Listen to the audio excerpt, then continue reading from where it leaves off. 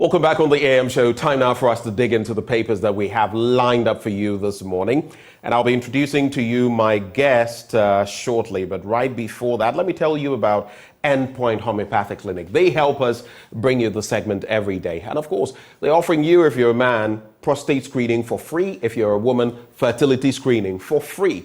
Whatever follows, yes, you might. It's your own health. It's your wealth. But if you'd like to locate Endpoint Homeopathic Clinic, here's where you can find them. Here in Accra, they're at Spintex opposite the Shell signboard. In Kumasi, Kronum Abwehia behind the Angel Educational Complex.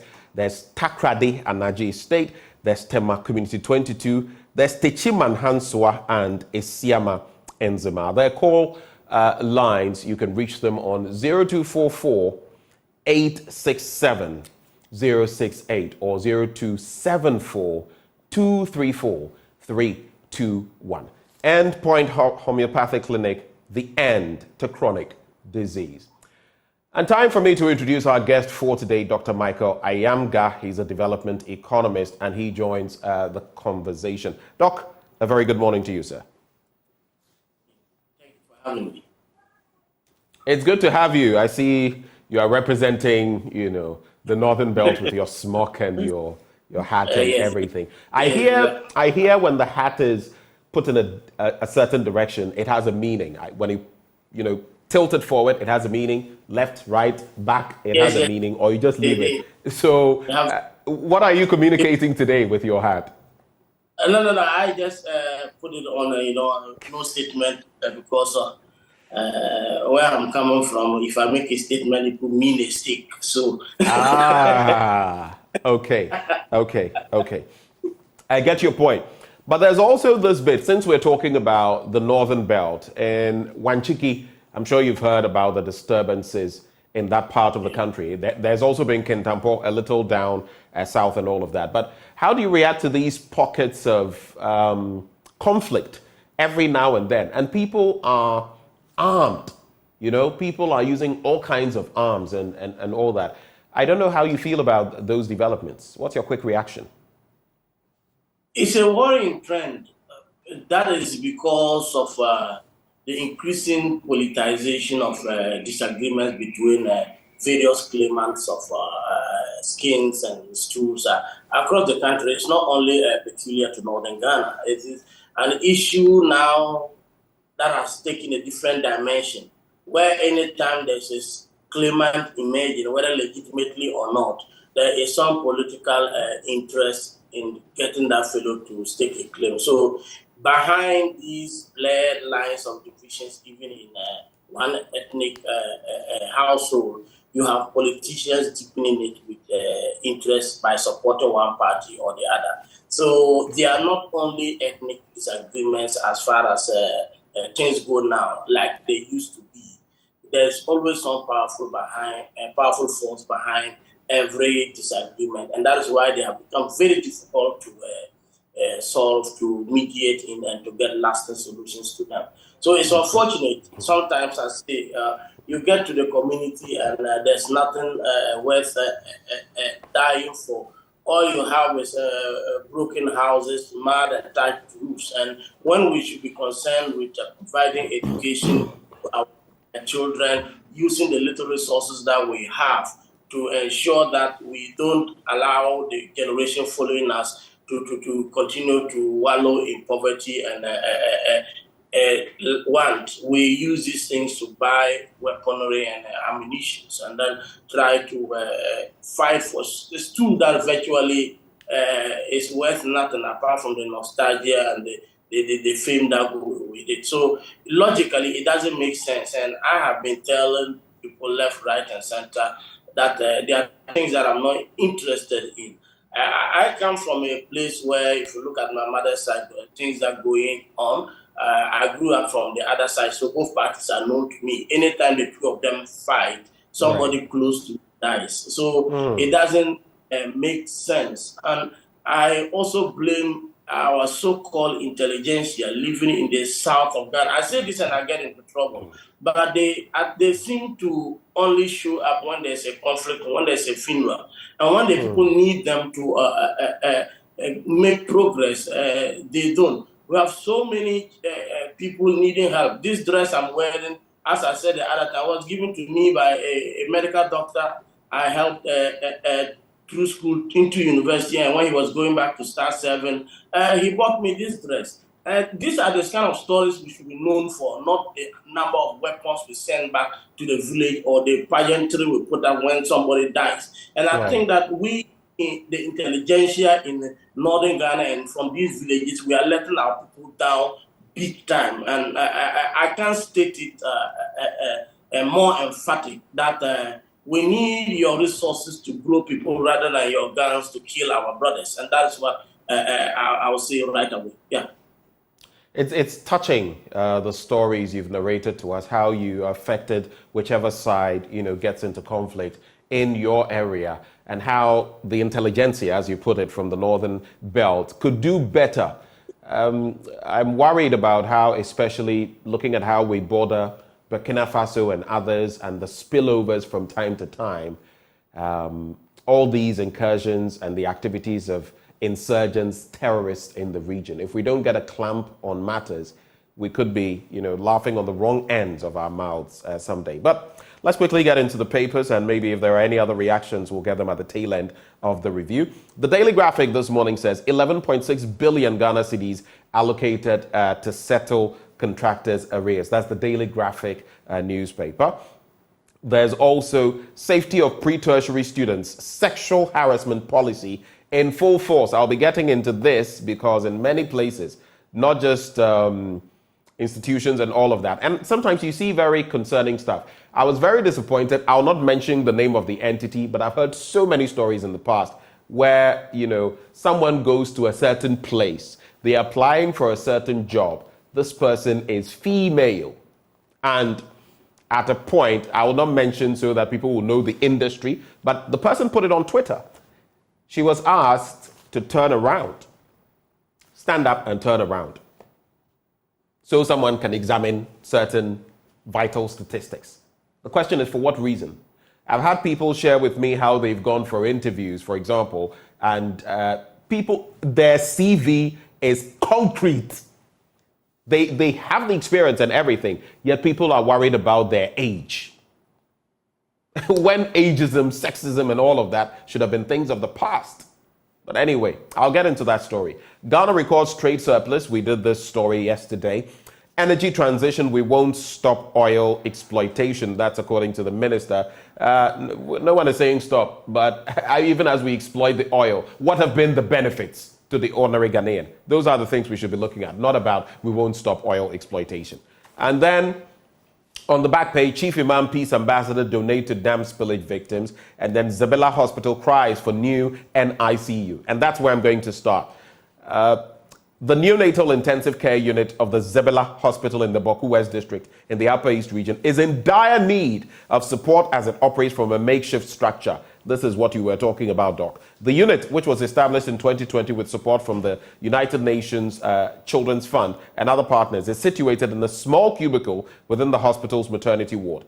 The medical superintendent of the hospital, Dr. Abdul Rahman Ayobi, said the current state of the unit, with only one functional incubator, was a huge challenge to the management of the hospital, stressing that it did not have the capacity to provide the needed health services to preterm babies, either delivered at the facility or referred from other places. Then I'll come to the banner headline. The country has only started the exploitation of its petroleum resources and cannot sacrifice it midstream on the altar of energy transition, the Minister of Energy, Dr. Matthew Opoku Prempeh, has stated. He said although developed nations were pushing for energy transition, a changeover from the use of fossil oils that are identified to be polluting the environment to other sources such as solar, lithium, and nuclear, together known as cleaner fuels, countries such as Ghana had only started exploitation of their resources and would continue with such plans to spur industrialization and development. I agree with the minister to the extent that, look, you guys have polluted and built your countries, your economies. You cannot tell us now that we are hoping to industrialize, and we are nowhere near industrializing anyway. Planting for Food and Jobs, 1D1F, has achieved nothing close to what the projections were. Maybe if Nkrumah's factories had taken off from then, when we were producing Sanyo radios, producing our own boots for our services, producing jute, and all of those other items, producing our own tomatoes here. Today we're exporting so many of those. We could have spoken about that. I agree with him to the extent that you can't come and tell us when we are now starting at the incubation level or even gestational level that we should stop when you have built your economies already on that. That is hypocrisy, and we have to tell the West and the East that in the face. But when it comes to the gains, like I said, all this oil that we've been exploiting, the black gold since 2010, Dr. Yamga, how has the ordinary Ghanaian gained from those? That is where the devil is. So at least I'll leave you with those two stories for now. The exploitation of oil and then the NICU at the Zebela Hospital. Quick thoughts on these? Yes, I know Zebela very well. I think right through the days that I used to consult intensively for Action Aid and the NGOs in northern Ghana. One of the things you see there is a town that is emerging has a very strong historical link. It's a route between Baku and the capital of Bolgatanga. And it's quite a distance for it not to have a well-functioning ICU as far as health. Neonatal ICU, actually, because the children are at risk. You get in there and the place is prowling. There are sporadic development here and there. The assemblies try to do their best, but as you have a place where resources are constrained, and even if the place is prioritized, anytime I go there, they talk about the hospital, but hardly anything is done about the ICU and even some other infrastructure in the hospital. The problem has to do with the lack of a continuum in our development approaches. That every time there is development, the project is abandoned. Anytime a foundation is sunk and a different government comes, it stalls because it was not the one that awarded the contract. So yes, there is a bit to go to government, and there's also a big chunk that should go to the citizenry. This is where I think that every person worth his salt who comes from that area should begin to support. If the O24 is supporting Konfano Teaching Hospital, we should also support the upliftment of these small health facilities. And our chiefs should put behind it. They should make it a core issue. They should travel to Accra when they come and their issue is do something about our hospital, not maybe be interested in getting elevated to a certain level. I think that if we rally up behind it, make it a priority, just to listen. They go where the interests of the people are. Politicians respond to what the people talk about and what they are likely to do. They think that this is what is going to fetch them the vote, and they will do it. So we don't have to allow this isolated, let me say, discourses that does not actually rally into a strong force behind the issue. The chiefs, there are some politicians and opinion leaders need to put it at the front burner and push, and I'm sure that there will be some response. But it is not out of place for us, people like us and those living in Accra who come from that area, to make it a project, to take some of these, adopt some of these words here and there, and provide something.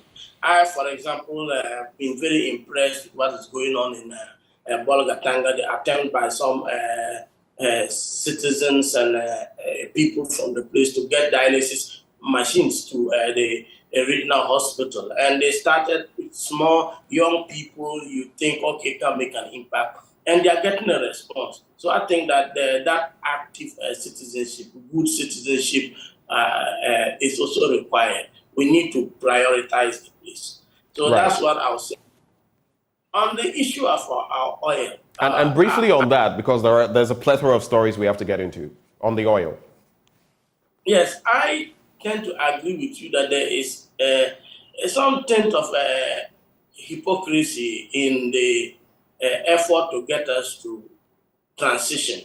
But also, you can also make the argument that if they follow the path that is not sustainable, why follow it? Sometimes there's an advantage in being behind that. You get to avoid the mistakes those ahead of you make. So, yes, I agree that we cannot stop exploiting oil on the back of energy transition. We are hundreds of years behind in terms of development. We haven't actually contributed anything significant to emissions. And I think that even if we continue full swing, we still have a long way to go. But hey, here is the issue. We can't depend on oil forever. We have been getting oil revenue. We have not rightly invested these things into the various strategic aspects of the economy that will allow some complementarity and other sectors to grow. And we have rather gone to deplete the various funds that were set up with the oil resources. So I think that much as we have a right to exploit oil, and I don't think that the emphasis should be on weight transition, we should have a roadmap ourselves that tell we cannot rely on oil forever, with or without climate change. The point to be made there, and I think that's what you are re-echoing, is that while we also develop on the back of oil, we should also bear in mind that, look, for example, the West and the East, they are not facing the brunt of climate change. We are in Africa. Have you checked out the temperatures lately?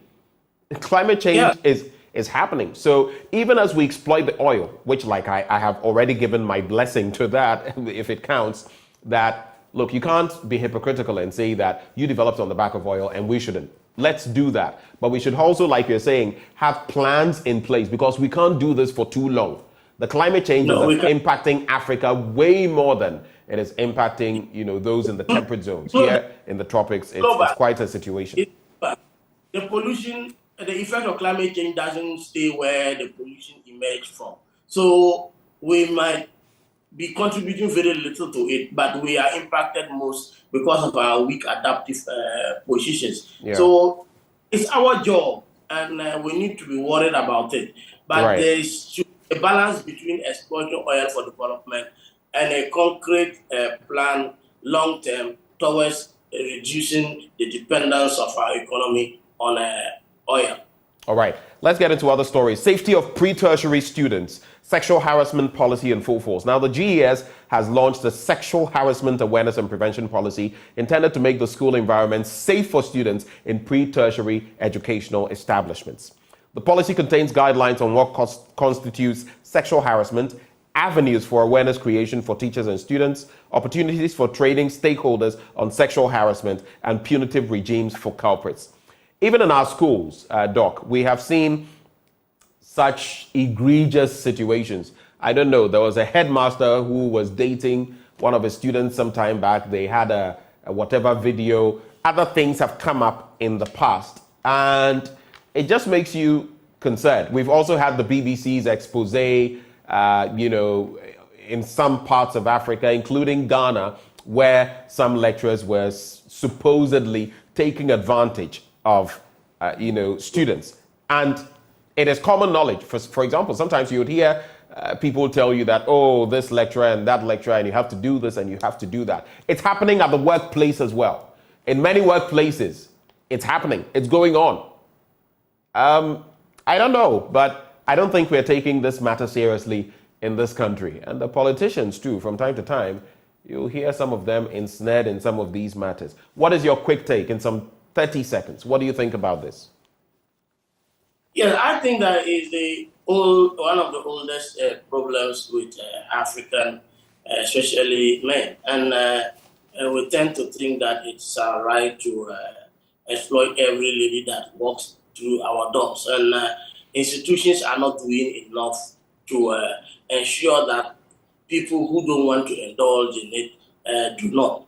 You see, whether you like it or not, there are others who take pride in doing it. They go to the school there for various reasons, start doing it. There are others who are compelled and coerced to do it unwillingly. And I think that the laws should bite strongly on this. When these things happen, you have backdoor channels, negotiations here and there, and the victims end up suffering, and then the perpetrators, nothing happens to them. So that is the issue. But every institution, first of all, must ensure that they have a sexual violence act rightly maybe disseminated and then channels of reporting that are sometimes maybe discreet put in place. The problem sometimes is when you report, people know who has reported, and when someone is being investigated, people know who is being investigated. So, for the fear of victimization, victims are silenced, and that is the key issue here. I am very happy with the way universities have gone by it. In our university here, our sexual harassment policy is in full swing, and we have channels for reporting. And you can go report without necessarily identifying yourself or closing. And that allows us to investigate the issues objectively and deal with the culprits. The problem also has to do with also even corporate Ghana. There are attempts to employ the let's say the physical features of women for exploitation of men. You go to some companies and they want certain features because they think that you are going to be working with men and you should be beautiful. Nobody is interested in what is in your CV. They think that your physical appearance is what matters. And anyone you are trying to employ because of her physical appearance is a victim of the one going to employ her. So they know you are there because of the way you appear, and you are under pressure to constantly look beautiful. You are under pressure to attract customers with your appearance rather than your service. So is there in our banking sector, communication sector, what have you, what we call the corporate prostitution, if you may call it, it's rife in our society. So we don't need to pretend that it's not there. Right. Politicians in and out, they are traveling around the country. You see what they carry in their car vehicles. Some call them laptops. Anytime we are traveling, you see them going with women. And when you hear them saying that, okay, where is your laptop? They are talking of a girlfriend. Side chickism and mistress issues are becoming normalized in society. So we cannot eat our cake and have it. If we want to say it's wrong, and society must frown on it. But we cannot begin promoting discourses of polygamy and the rest, and then expect that people shouldn't exploit women. My worry, especially, is in secondary schools, where people who are underage being forced into sexual and that's exactly the point we're making from all angles. Hopefully, we can have better and do better as far as protecting these young ones are concerned. I noticed a lot of you, I've been saying it over the last few days, Facebook seems to have changed its video options. So when you go to join us on Facebook, you now have to look for videos before you can go down and find the news review. It's not on the normal thread like you would have found it. All right, I see Adna Kofinu saying, good morning, Sir Benjamin. I've not been knighted yet, but thank you. Watching you live from Takrady. Keep up the good work. Well, it's good to know that you're watching, and thank you for doing it. There's also Maldina Cruz, who says you're watching from Indianapolis, Kumasi, Tanoso, Kesben Junction. Ayo. You have all kinds of places in Ghana. You have Israel, you have Russia, you have Hong Kong, and all of that. But let's quickly make tracks with these next stories and call it a review. The Ghanaian Times, government spends 40 million Ghana cedis on victims, additional funds to be released after needs assessment. That's the chief of staff, and it has to do with the victims of the dam spillage. But I'm asking, even as we look at these victims and all of that, vaccines, again, Doc, vaccines for our children. I'm not even talking COVID-19, for our children. Months ago, we had issues, many months ago. Now, in recent times, we've heard that there are issues again. Vaccines. I mean, when you run short of vaccines for children, then you get to the point where you realize something is fundamentally wrong with us as a country. But then, on the back page, I want to just highlight the story. Ghana faces hazardous chemical threats. That's according to the EPA. So what are they saying? Ghana faces a huge public health threat from hazardous chemicals in plastics if efforts are not strengthened to enforce waste management regulations. The national focal person on chemical and waste-related multilateral agreements with the Environmental Protection Agency, Dr. Sam Edukumi, says the chemicals from the tons of plastic generated in the country do not only pose risks to the environment, but to the human population.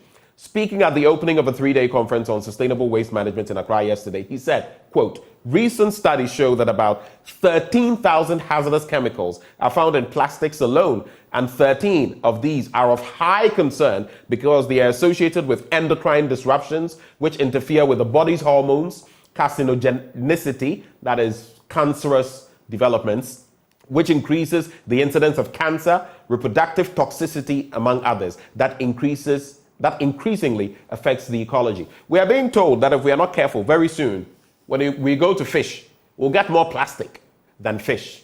And yet, here we are. I'll add some thoughts from the Daily Guide newspaper before you come in. Accident claims 9 lives in Ho, and that's a very sad development.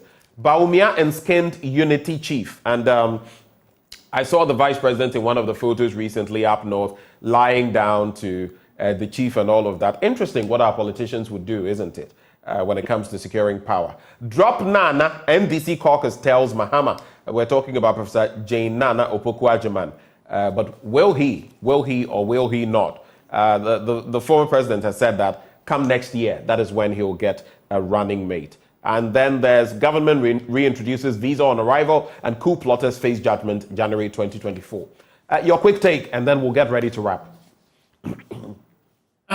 Yes, I think I would want to talk about the issues of waste in the country now. I think that we have been reacting rather than being proactive, and if we need to put in policies that allow some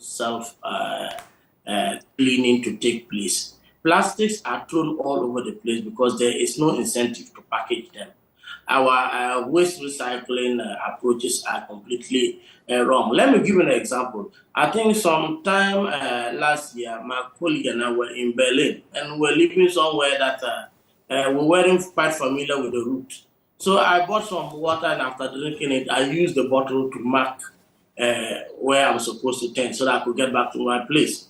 By the time we're returning, the junkie have taken it because that is money. You pick these things and take them back to the company. You get either a reduction of what you're going to buy next, or you get some coins off. And I think that we need to begin to adopt these approaches. First of all, they need to brand the plastics so that we can identify those who make them and then punish them.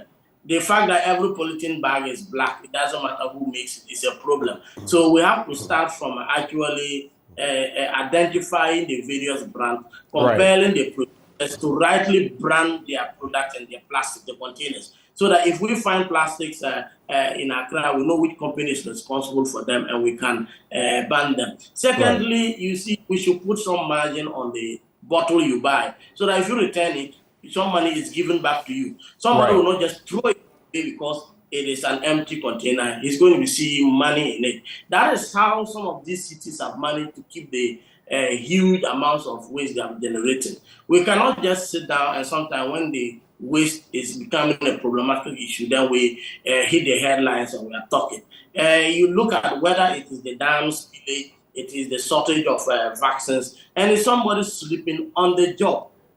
Vaccines for children is not something we should have in stock less than 1 year.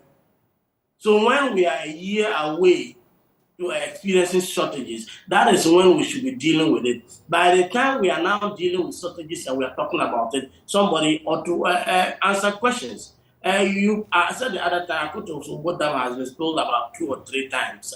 In the time that technology was not good as it is today, people got it right.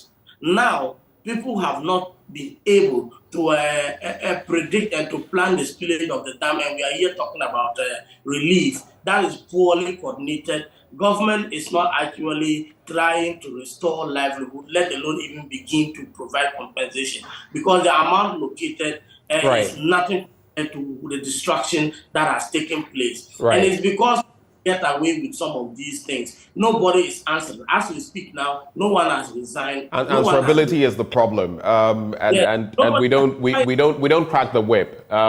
Doc, unfortunately, we have to go now. But you've made very important points. And again, I'll reiterate what you said about those of northern extraction from Ghana, the intelligentsia, and how much more they can do to help the different communities, especially those in some factional turmoil. But Doc, we're grateful that you took the time to join us this morning for the discussion. It's always good to have you, Dr. Michael Ayamga.